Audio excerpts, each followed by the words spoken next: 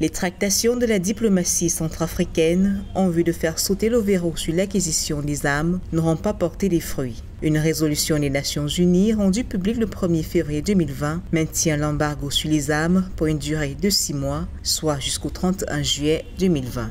Dans un contexte sécuritaire qui demeure instable, il nous paraît important de conserver une approche responsable et de veiller à accompagner les autorités centrafricaines dans leurs progrès en matière de réforme du secteur de la sécurité, de désarmement, démobilisation et réintégration des anciens membres des groupes armés et de gestion des armes et des munitions. En vigueur depuis 6 ans, l'embargo sur les armes, de l'avis de certains observateurs, a contribué à maintenir une situation sécuritaire instable. Confronté aux activités criminelles de plusieurs groupes armés, le gouvernement centrafricain avoue que le rapport de force sur le terrain des affrontements lui est défavorable. On pourrait objectivement se dire que cela constitue un élément qui viendrait empêcher et d'être à même de mieux répondre à la situation sécuritaire qui prévaut dans ce pays-là. Évidemment, c'est une réalité. Il va falloir tout simplement faire un certain nombre d'arbitrages entre armer davantage